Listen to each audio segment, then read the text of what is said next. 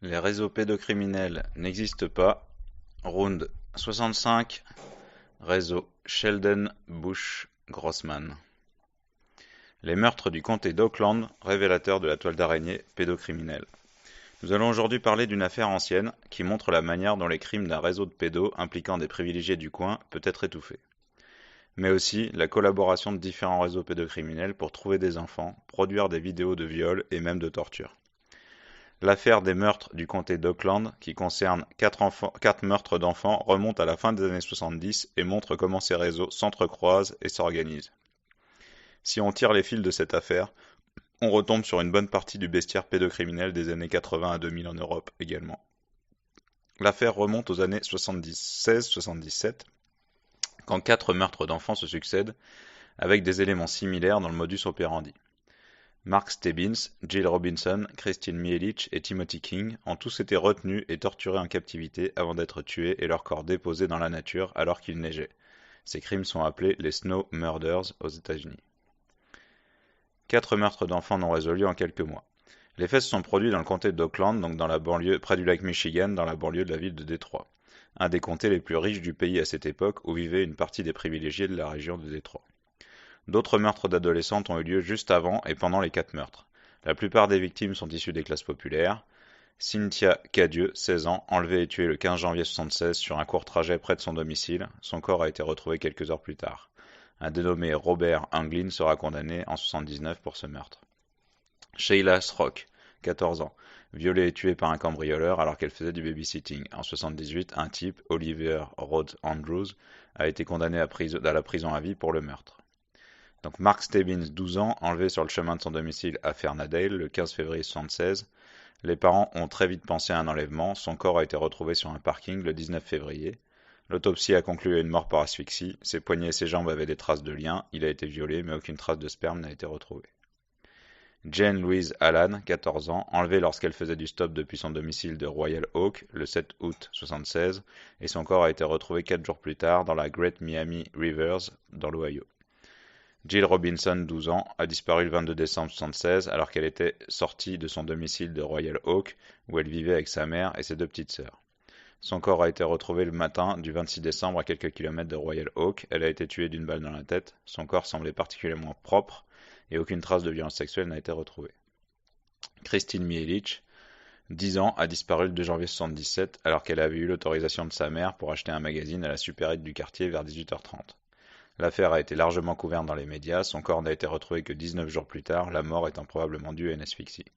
Le légiste a dit qu'il n'a trouvé aucune marque de viol, mais qu'une équipe de techniciens de laboratoire a retrouvé du sperme.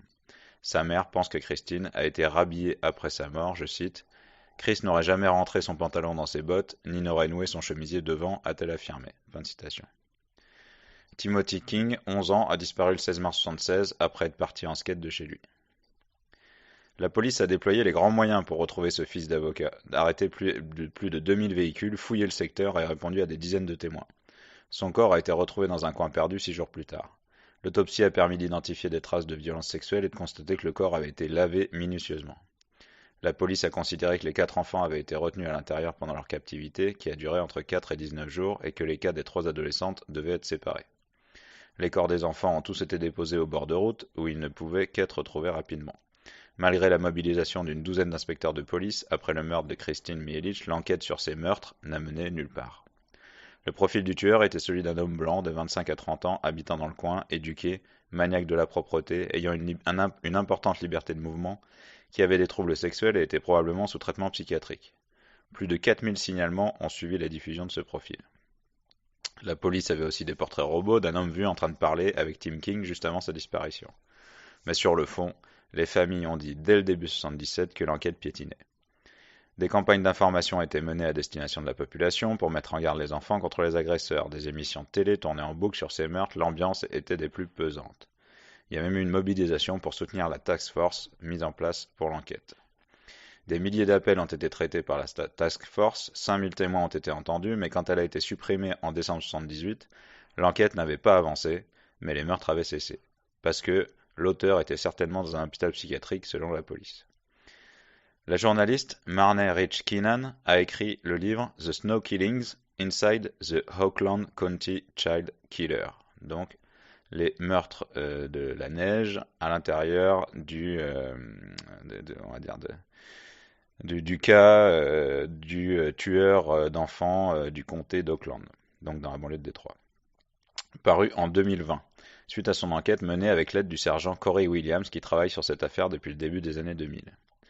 Elle explique que la fin des années 70 a été marquée par l'industrialisation de la pédopornographie, par des magazines et des vidéos notamment en provenance d'Europe, et de l'exploitation sexuelle d'enfants aux États-Unis et dans la région de Détroit qui ont prospéré d'autant plus facilement qu'elles n'étaient pas considérées comme des crimes mais plutôt comme des délits mineurs. C'était d'ailleurs aussi le cas en Europe à l'époque, France comprise, jusque dans les années 90, quand plusieurs scandales ont amené les parlementaires à renforcer les peines. L'inspecteur Corey Williams, qui a enquêté dans les années 2000 et 2010 sur cette affaire et sur les réseaux d'exploitation de mineurs présents autour de Détroit dans les années 70, a interrogé un pédocriminel qui a dessiné un organigramme assez fourni des différents groupes.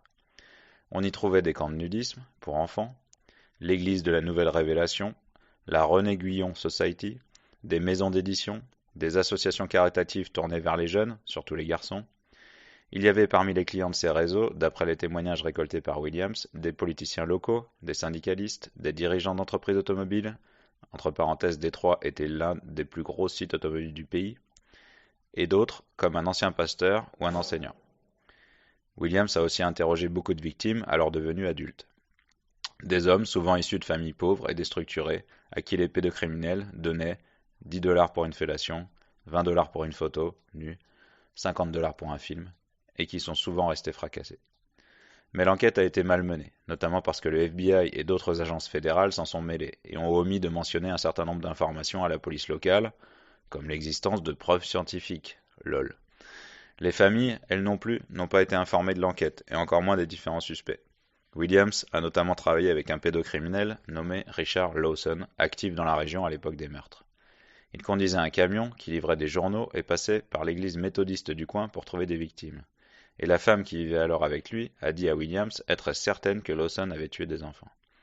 Par ailleurs, Lawson était un informateur de la Detroit Sexual Crime Unit depuis les années 70 sur les réseaux pédocriminels dans plusieurs États. Donc vous voyez, lui il faisait des trucs, mais en même temps c'était un indique pour se couvrir, et vous verrez par la suite c'est une bonne stratégie puisqu'il a réussi à s'en sortir grâce à ça. Avec les lois américaines, quand on donne, on peut être innocent, enfin on peut être gracié. Je reprends. À son procès pour meurtre en 2006, il a dit qu'il y avait 2 tueurs pédocriminels qui utilisaient un garçon pour attirer leurs victimes dans leur voiture, mais a toujours refusé de passer au détecteur de mensonges. En 88, lors d'une audition devant la police en présence de Barry King, le père de Timothy, Lawson a déclaré qu'il connaissait 4 individus impliqués dans les meurtres d'Oakland County, dont un promoteur immobilier dénommé Sheldon, qui finançait la réalisation de films pédopornographiques, ses mises en scène de viols d'enfants réels. Il l'a répété en 2005 à Corey Williams. Le dit Sheldon aurait commandé un garçon avec une description précise à laquelle Timothy correspondait, et s'est enfui après avoir été libéré sur une caution de $1 million, a précisé Lawson. Je cite. Il a désigné les 3 autres tueurs d'enfants qu'il a fréquentés, écrit Marney Rich Keenan. Le numéro 1 était un joueur qui fréquentait les parties de poker tardives dans le quartier de Highland Park. Il prenait également de la cocaïne, ne faisait rien d'autre que de fournir des enfants à d'autres pédophiles. Le numéro 2 s'appelait Bob, il faisait des films dans une maison d'appartement bien connue dans le quartier sous le nom de The Mansion. Son matériel de production était entièrement financé par Sheldon. Le 3e était un pédophile qui travaillait chez Ford Motor Company et avait quitté l'État des années auparavant. Mais en 88, personne n'a jugé utile d'enquêter à ce sujet. D'ailleurs, explique Keenan, Lawson a demandé l'immunité en échange de ces informations et son affaire de violence sexuelle sur mineurs a bien été enterrée. Lawson est mort en 2012, en prison. Il y avait Bob Moore, mort à Détroit en 1996. Williams a découvert qu'il était un pilier de la prostitution de mineurs à l'époque des meurtres et que son magasin de vélos à Détroit avait un sous-sol qui était un lieu de tournage de films pédocriminels. Dans son livre, Barry King dit que, selon Lawson, Moore avait l'habitude de prendre de jeunes garçons pour aller rendre visite à Herbert Lee Bush, le père de Christopher Bush. On va y revenir. Il y avait aussi un certain Theodore Lamborghini qui vivait près de Détroit jusqu'à son départ en 1978, quand les meurtres ont cessé.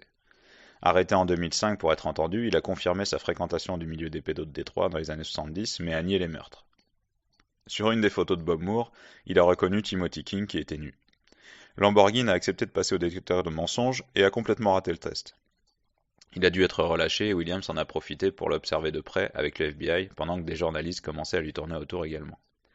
Pendant ce temps, Williams a récolté les témoignages de 16 victimes de Lamborghini, des hommes qu'il a violemment agressés enfants, mais ce sont des collègues, ignorant presque tout du dossier, qui l'ont interrogé. Donc, il n'a donc rien avoué au sujet des meurtres.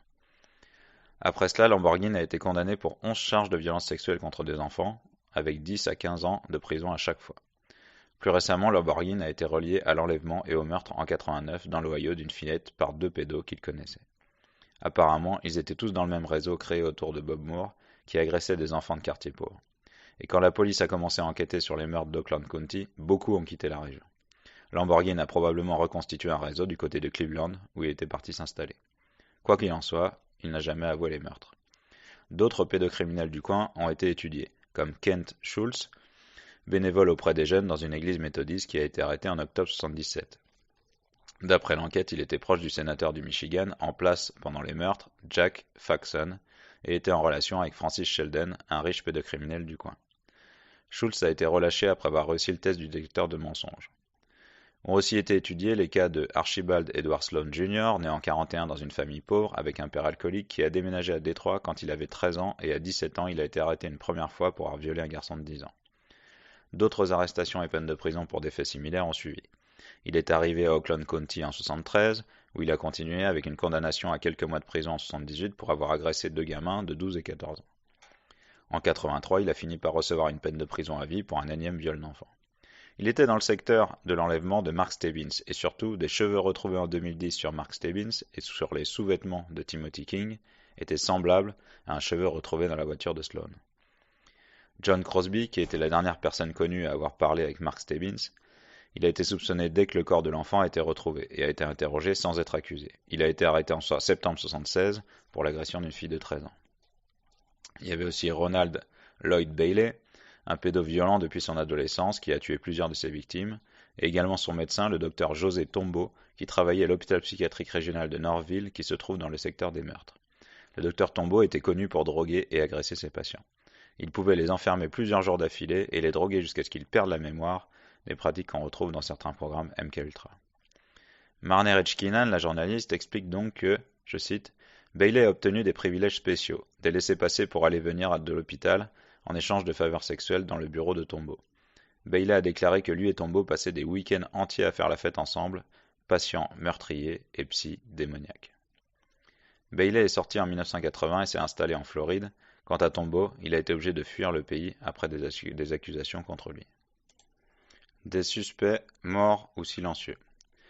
À nouveau, l'enquête s'est retrouvée au point mort, jusqu'à ce que les parents de Timothy King apprennent qu'un coupable avait avoué, un certain Larry Vasseur, qui avait son entreprise spécialisée dans les tests au détecteur de mensonges, a échangé un jour de 2006 avec un confrère, et ils ont abordé l'affaire car cet autre collègue était un voisin de Timothy King et avait fait carrière dans les tests au polygraphe à cause de ce meurtre.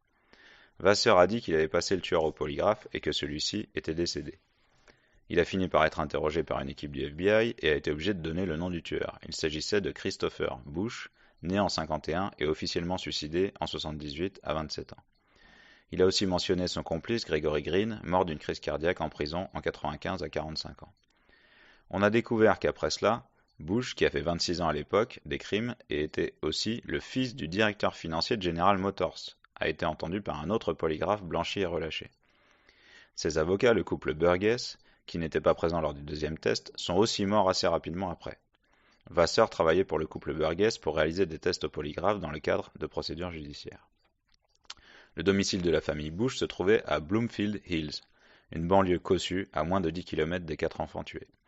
Entre janvier et juillet 1976, Bush a été poursuivi pour 4 agressions de 2 mineurs de 13 et 14 ans dans le comté d'Oakland et autour, dont l'un qu'il était censé chaperonner dans le cadre du programme Big Brother.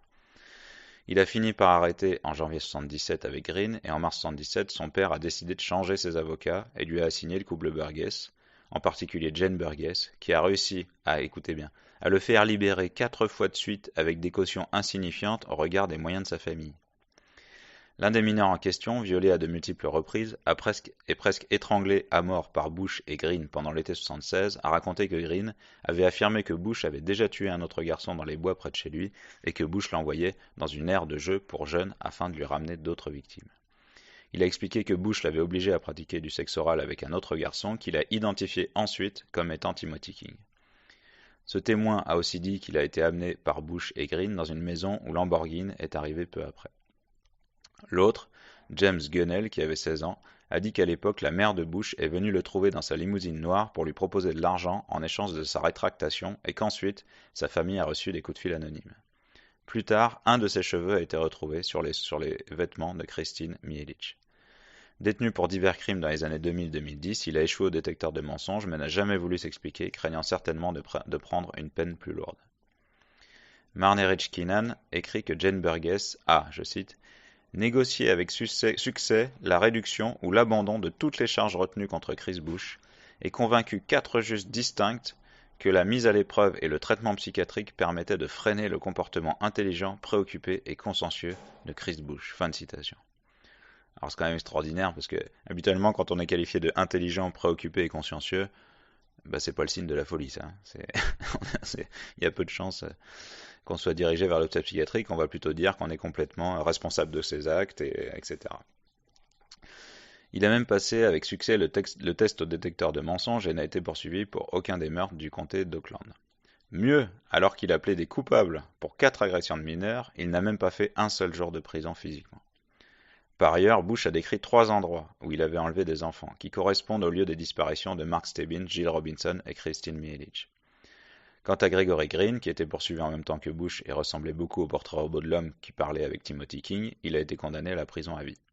Il faut dire qu'il avait admis avoir agressé, souvent violemment, plus de 200 enfants en Californie dans la première moitié des années 70. Voilà. Quand on vous dit qu'un pédophile, ça a une carrière pédophile qui ne sont pas forcément très nombreux, mais que souvent on parle en dizaines, voire centaines d'enfants, c'est ça. Parmi ces enfants, il y avait le neveu de Chris Bush qui faisait partie de la même bande d'amis que d'autres de leurs victimes issues du même secteur de la ville et qui a aussi été violé pendant des années par son oncle. L'enquête a aussi montré qu'il avait aménagé une cache à son domicile dans laquelle il a retenu au moins un adolescent de 14 ans. Dans sa camionnette, des culottes de 2 fillettes ont été retrouvées ainsi qu'une photo Polaroid d'un des 2 garçons qui ont porté plainte.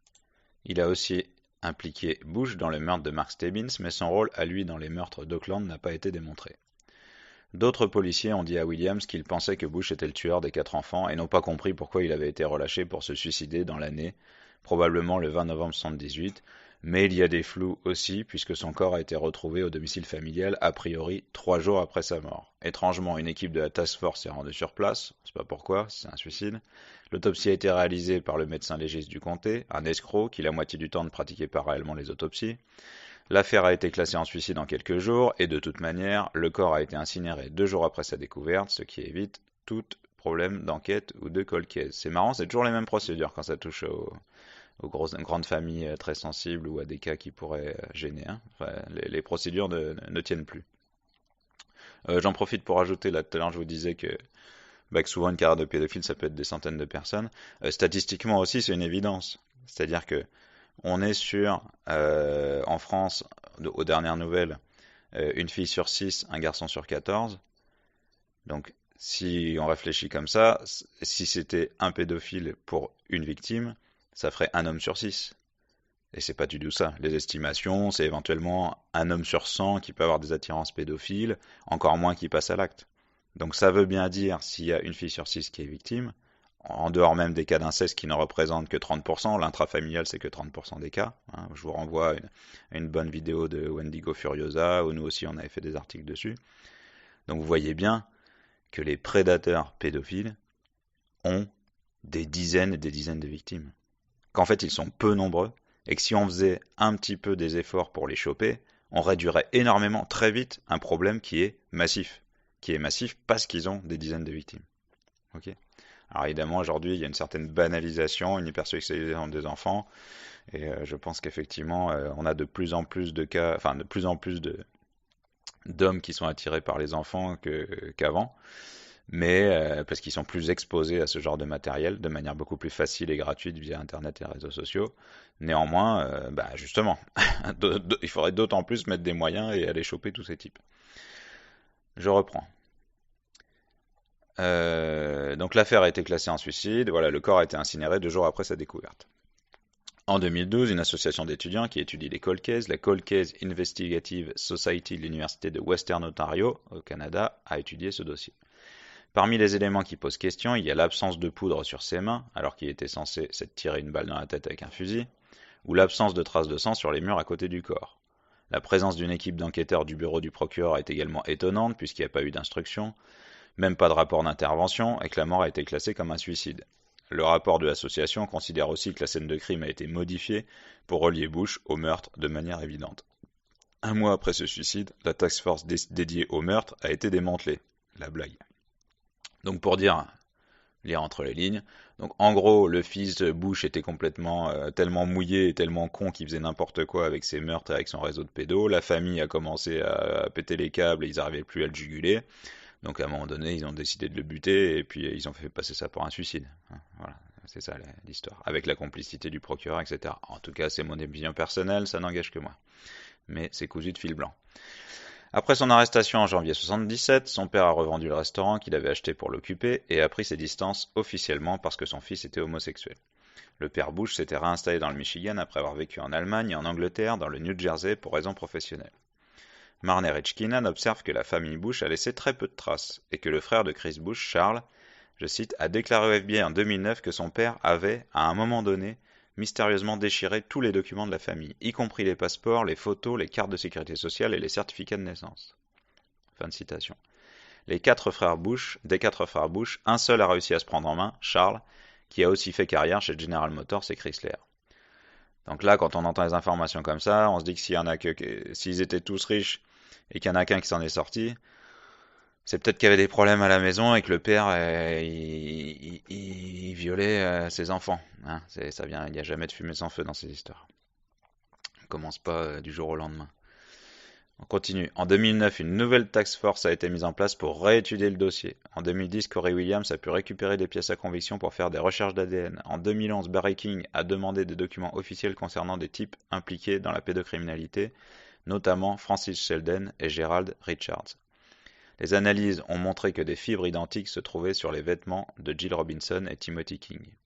Les tests au polygraphe qu'avait réussi Bush à l'époque ont été analysés également, et les nouveaux experts ont dit que s'ils avaient eux-mêmes fait passer ces tests, il aurait échoué, car les résultats ont été, entre guillemets, mal interprétés. L'analyse ADN a permis d'identifier un ADN compatible avec celui de James Gunnell, retrouvé sur le suite de Christine Mihelich, et est passé ensuite au détecteur de mensonges sur son application dans son meurtre. Il a échoué. North Fox Island et le réseau de prostitution de mineurs.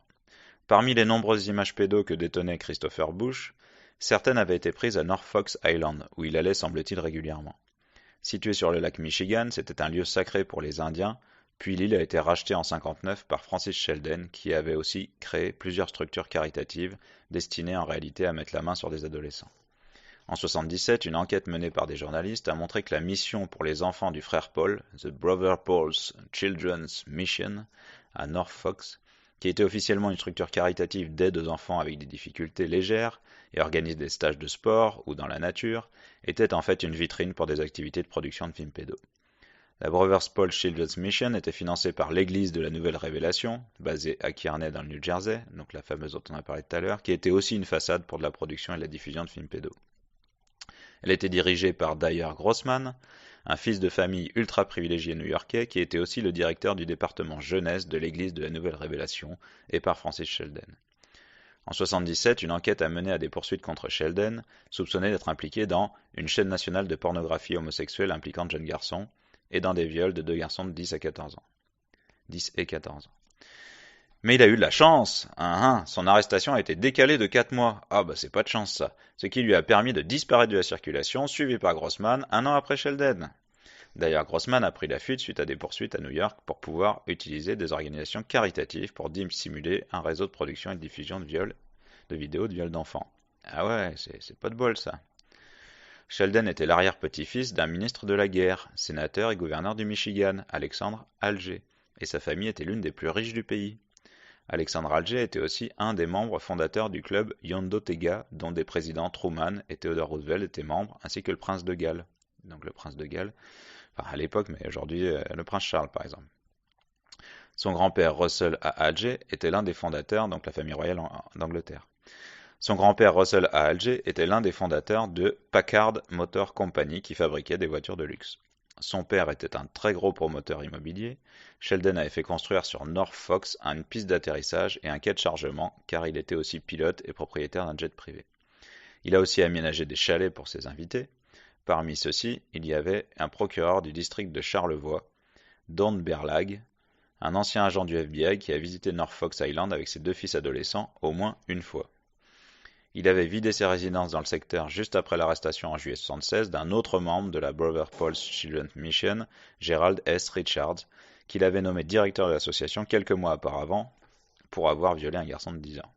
On a retrouvé chez lui en Californie des photos pédopornographiques envoyées par Sheldon, et l'enquête a montré qu'ensemble, ils voyageaient et tournaient des films de viol d'enfants sur l'île de Sheldon et ailleurs.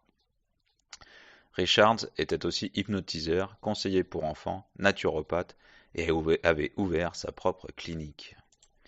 Jusqu'à ce moment, Sheldon, qui avait même servi dans l'Air Force pendant la guerre de Corée, était considéré comme un membre très influent et respecté de la communauté, impliqué dans diverses associations comme le Young Men's Christian Association, la fameuse YMCA, comme disent les US, qui invitait parfois les jeunes du coin à des parties de chasse sur l'île, des tours en bateau à Aspen ou des virées dans la propriété familiale des Caraïbes. Avec Richards, Sheldon projetait de faire de la Botherspool Children's Mission un centre d'hébergement pour enfants pour le rentabiliser en touchant l'argent de l'État, $180 par enfant et par mois, voire beaucoup plus pour les garçons difficiles. Un des membres de la Brothers Pauls était le révérend Claudius Ira Vermilii, lui aussi passé par l'Air Force pendant la guerre de Corée. Il a été condamné à la prison pour avoir créé une structure appelée Boys Farm dans le Tennessee, un lieu de prostitution de garçons envoyé là par le système pénitentiaire ou les services sociaux. Alors juste on s'arrête dessus. Donc en fait c'est dit, hein, c'est une ferme à petits garçons pour se faire violer. Ça renvoie au numéro, au réseau Larry King, où c'était les Boys Town, hein, si vous vous rappelez, alors c'était l'Oklahoma ou l'Alabama, je me souviens plus, près de Franklin. Je reprends. Dans cet endroit subventionné par différents sponsors, comme Sheldon, les pédos les faisaient boire, puis commençaient les orgies qui étaient filmées avec des caméras cachées. Marner Hitchkinan écrit que, je cite, « La police a aussi saisi, chez Vermilii, une liste de contributeurs contenant environ 300 noms, dont une dizaine seulement étaient du Michigan. » Donc c'était pas juste un réseau local. Seulement 5 ont semble-t-il été poursuivis, les plus proches de Sheldon.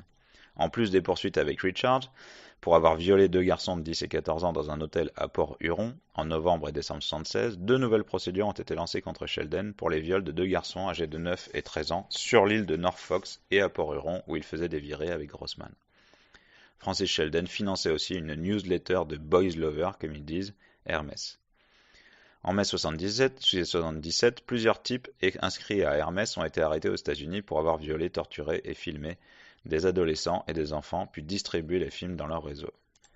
Après sa fuite, Sheldon a pris soin de démissionner du conseil de direction du Cranbrook Science Institute à Bloomfield Hill et du Boys Republic Inc. à Farmington Hill, un centre pour les garçons perturbés. Il avait des trusts dans les paradis fiscaux, des actifs qui transitaient des États-Unis vers l'étranger, et il voyageait beaucoup à bord de son jet privé, et ses entreprises étaient soupçonnées de couvrir son business de films pédos, de viols d'enfants. Il avait aussi créé un trust pour ses actifs aux îles Vierges en septembre 1976, 2 mois après l'arrestation de Gerald Richards et 2 mois avant sa fuite, géré par un certain Adam Starchild, donc l'enfant étoile, spécialiste des placements offshore, jusqu'en avril 1978 quand Sheldon, en fuite à Amsterdam, a nommé à sa place le militant pédocriminel hollandais Edward Brongersma. L'enquête de la police autour de son chargé d'affaires, Malcolm McConaughey, alias donc Alan Starchild, qui est au cœur des transactions de Sheldon et des structures créées par Sheldon et Grossman, a montré que Starchild était président de l'Église de la Nouvelle Révélation et avait aussi un lien avec le réseau pédocriminel opérant depuis Boys Farm, 2 organisations enregistrées comme caritatives. Ces structures créées par la bande de pédos bénéficiaient de l'exemption de taxes et avaient aussi pour objectif d'essaimer en diffusant auprès des pédos la méthode pour ouvrir des centres pour les jeunes. Durant sa fuite, Sheldon n'a pas chômé Il a été repéré en France, où il s'est marié en 79 avec une prostituée française et a obtenu la nationalité française, ce qui empêchait son extradition vers les États-Unis. Ben oui, hein, quand on est un pédo dans la sphère occidentale, où trouve-t-on refuge? En France. On se rappelle Polanski, on se rappelle de comment la femme d'Epstein là qui s'était barrée quand on savait qu'elle était dans le Périgord, etc. De 79 à 84, il était aux Pays-Bas, paradis de pédocriminels, où il a été directeur exécutif du magazine Pan, un magazine about boy love, donc Pan, P-A-N pour Pédo Alert News, un magazine sur l'amour soi-disant des garçons, qu'il a créé sous le pseudo de Frank Torrey. Il a été l'éditeur de la revue ainsi que de la maison d'édition de livres pédo-érotiques The Colts Foot Press. Pan était édité par le réseau Spartacus, une maison d'édition pédo anglaise basée à Amsterdam qui distribuait des magazines, des vidéos et des bonnes adresses aux pédos du monde entier. Je vous renvoie à un autre article réseau qu'on a fait qui s'appelle Réseau Amsterdam, où on parle un petit peu de ce qu'on va parler pendant 2 secondes là. Notamment le fameux John Stamford, prêtre anglican qui a fui l'Angleterre pour des hospices plus cléments envers les pédos, arrêté puis jugé en 1994 en Belgique pour propagande et diffusion de vidéos de viol d'enfants, qui a créé ce guide des lieux pédos dans 150 pays. Il était aussi sous le coup d'une enquête de la police anglaise pour la publication de l'International Gay Guide, créé en 1972 à Brighton et qui était surtout destiné aux pédos, malgré ses atours homosexuels, et était soupçonné d'avoir aussi produit des snuff movies, c'est-à-dire des films dans lesquels les victimes est tuées.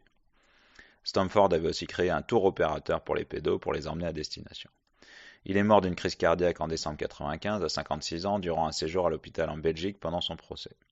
Selon Simon Dovey, qui a écrit un livre sur l'affaire des meurtres d'Oakland County, je cite, « Un mois plus tôt, les autorités belges ont été informées qu'elles cherchaient un lien possible entre les réseaux de Stamford et les activités de trafic d'enfants d'un autre de ces tueurs en série, Marc Dutroux. » Fin de citation.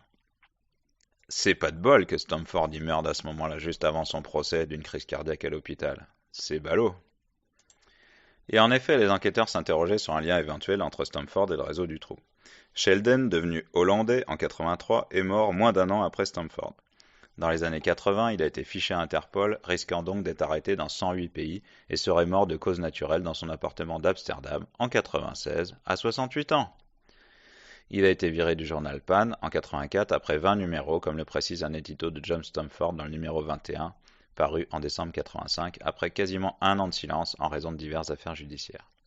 Le numéro 21, le dernier, précise que suite à ces affaires, plusieurs contributeurs de la revue ont été écartés. Je cite, « Parmi ces personnes, il y avait Frank Sheldon, ancien éditeur de Pan et Colts Foot. » Écrit l'auteur, qui s'empresse de souligner son admiration de tout le travail fourni par Sheldon, qui était, je cite, « un excellent éditeur qui se consacrait à travailler pour la cause pédophile. » Puis l'auteur regrette que Frank Sheldon se soit rapproché de ses partenaires actuels après qu'ils ont été renvoyés de Spartacus et Colts Foot.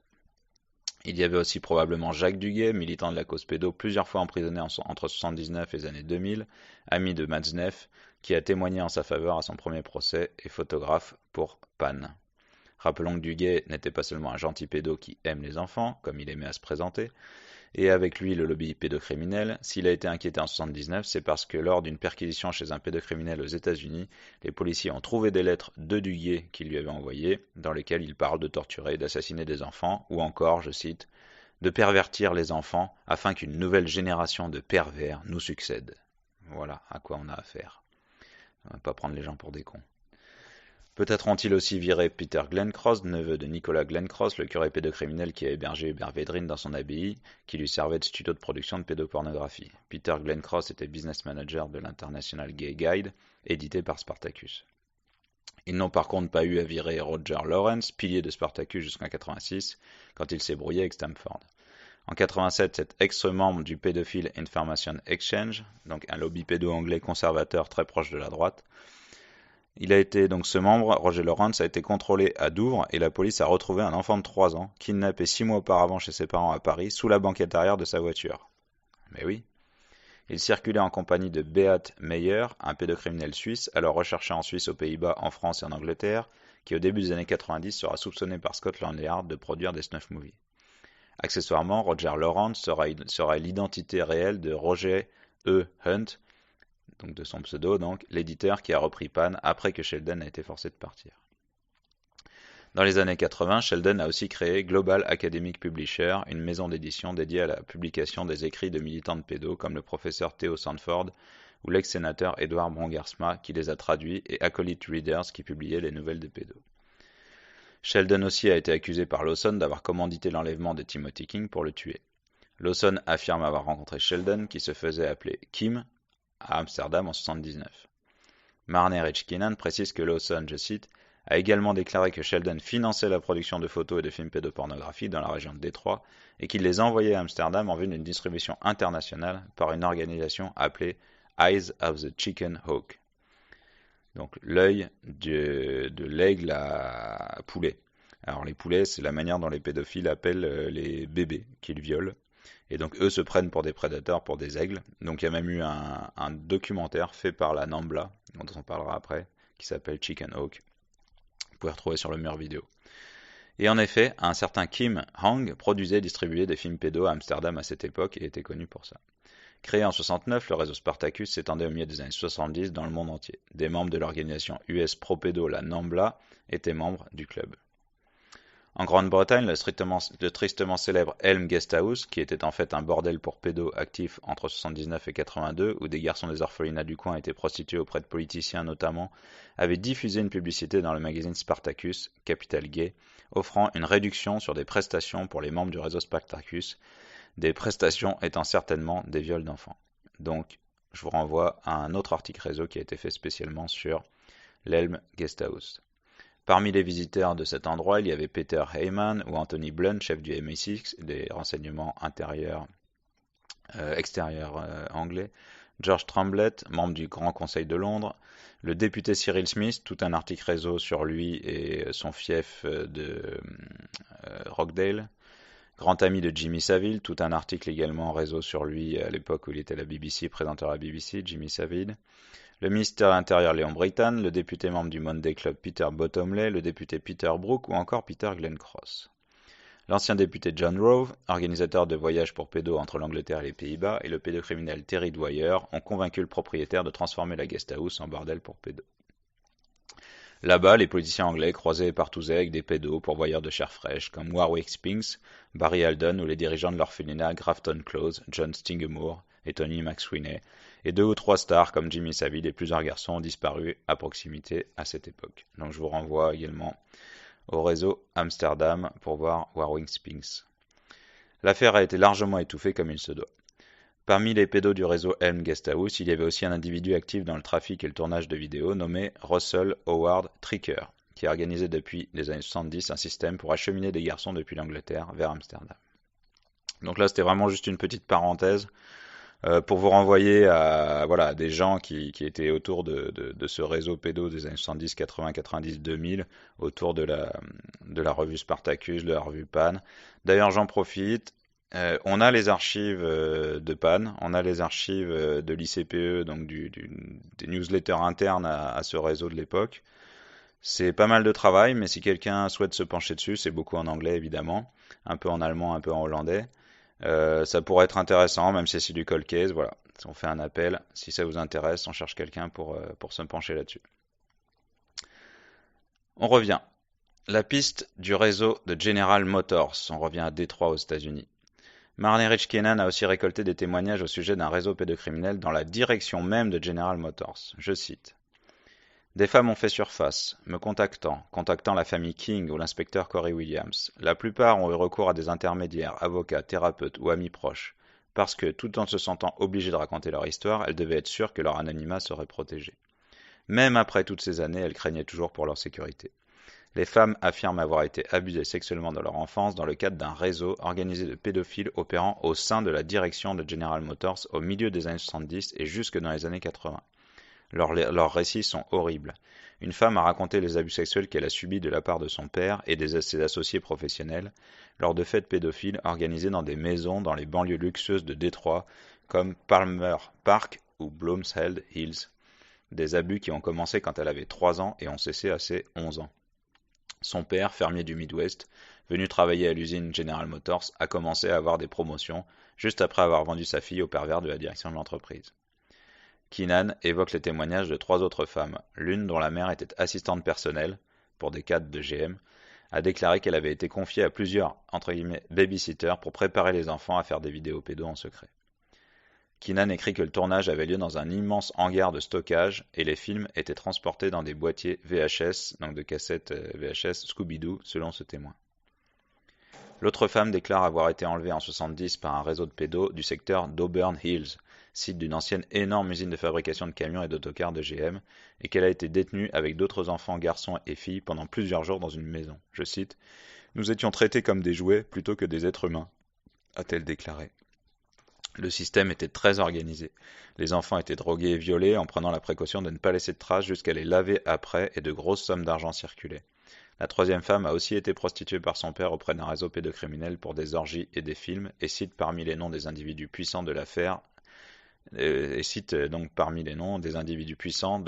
meurtres d'Oakland les mêmes. Il y a aussi différents témoins qui, selon Keenan, disent que des fils de dirigeants de GM ou de bonnes familles enlevaient et tentaient d'enlever des enfants à Birmingham, Bloomfield Hill ou Ferndale. Quand les familles ont été portées plainte, l'enquête, quand elle a eu lieu, a été rapidement bloquée. Marnie Rich Keenan mentionne encore des témoignages qui tournent les soupçons vers les policiers. Il y a celui d'un homme qui avait 2 ou 3 ans de plus que Christine Mielic et dit l'avoir vu monter dans la voiture d'un policier qu'il connaissait bien, Jim Cox, le soir de 77 devant le supermarché où elle s'est rendue avant de disparaître. Il a tenté de témoigner plusieurs fois mais n'a jamais été pris au sérieux. Un policier a lui-même dit qu'il mentait et il a été harcelé par la suite. 2 de ses amis, à qui il avait parlé de ça, sont morts soudainement après ces révélations et après qu'ils aient contacté la police pour transmettre ce témoignage. Mais personne d'autre n'a évoqué la présence d'un policier. Le policier Christopher Flynn, qui se serait aussi suicidé en novembre 78, 6 jours avant qu'on retrouve le corps de Christopher Bush. C'était un ami proche de Corey Williams, leur famille se connaissait, leurs pères ont travaillé dans la même unité de police. Flynn a été retrouvé mort de 2 balles dans le thorax dans sa voiture. Il avait une arme dans la main et une autre appartenant à un autre policier, James E. Crussell, était entre le siège passager et la portière. Les balles retrouvées étaient des calibres différents. Il avait été signalé à plusieurs reprises à la police comme étant lié au meurtre, mais ses documents ont pour la plupart disparu. Confié à l'âge de 7 ans à un orphelinat catholique où il a été violé par des prêtres, il s'est engagé à 16 ans dans les Marines. Son ex-femme l'a décrit comme fou, paranoïaque, schizophrène, et cela s'aggravait avec le temps. C'est pour cela qu'elle est partie avec ses filles à des milliers de kilomètres une nuit de février 77. D'autres témoins dans sa vie privée ont confirmé. Là, je vous laisse admirer dans l'article ou dans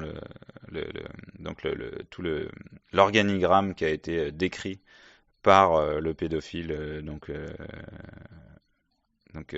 par différents pédophiles et qui a été remis ensemble par Corey Williams. Donc vous voyez qu'il est très fourni avec beaucoup de noms. Enfin voilà, c'est un réseau pédocriminel d'élite. On ne peut que s'interroger. Pourquoi a-t-il fallu des années pour que Sheldon, qui voyageait beaucoup et avait des propriétés à droite à gauche, à Antigua, dans le Michigan, le New Jersey, soit enfin dans le viseur des autorités? Pourquoi la justice US l'a-t-elle laissé en paix alors qu'il est un personnage d'intérêt dans les meurtres d'Oakland County? La piste des films pédos de North Fox Island que Sheldon diffusait apparemment jusqu'en Europe n'a pas été suivie pour les enquêteurs. Pourtant, tout indique que des victimes sont passées par cette île. Il faut rappeler comment fonctionnent les réseaux dans lesquels il y a les petits ou grands barons locaux, il y a ceux qui ont l'argent et le pouvoir et ceux qui les servent. Dans l'affaire des meurtres d'Oakland County, ceux qui sont restés en prison sont ceux qui ont parlé. La plupart des hommes de main, seuls à avoir été inquiétés et interrogés, ont échappé à la justice. Les témoins gênants ont été éliminés et les 2 privilégiés, ceux qui avaient le pognon pour mettre de l'huile dans les rouages, sont partis à l'étranger pour continuer leurs activités. Il n'est pas impossible et il est même très probable que plusieurs réseaux de pédos se soient croisés dans l'affaire des meurtres d'Oakland County. De plus, les 4 meurtres d'enfants ne sont pas forcément commis par le ou les mêmes auteurs. Cette affaire qui brosse le tableau des réseaux pédos des années 80 à 2000 montre l'interconnexion des réseaux d'exploitation sexuelle de mineurs qui maillent le territoire. Les profils de dizaines de pédocriminels jamais isolés ont été étudiés dans cette affaire, ce qui fait apparaître une véritable toile d'araignée de pédocriminels dans le nord de Détroit, mais aussi à Amsterdam, devenu dans les années 80 le paradis européen des pédocriminels.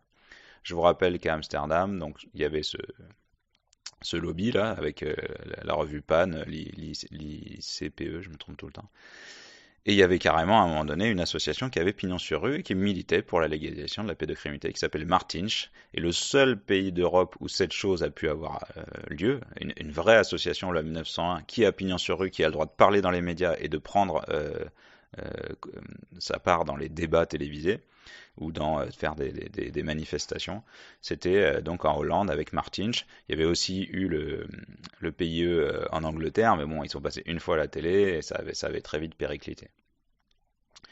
Je continue. Ces réseaux restés largement impunis ont ensuite prospéré, se sont adaptés aux nouvelles technologies, à l'ouverture des frontières et à la mondialisation. Je vous mets un documentaire d'une chaîne de télé locale qui a été réalisé sur le sujet, ci-dessous, de 3/4 d'heure, et également, très intéressante, une interview donc de la journaliste qui a écrit le livre, Marne Rechkinan, qui est visible ci-dessous, où elle expose de nombreux éléments. Voilà.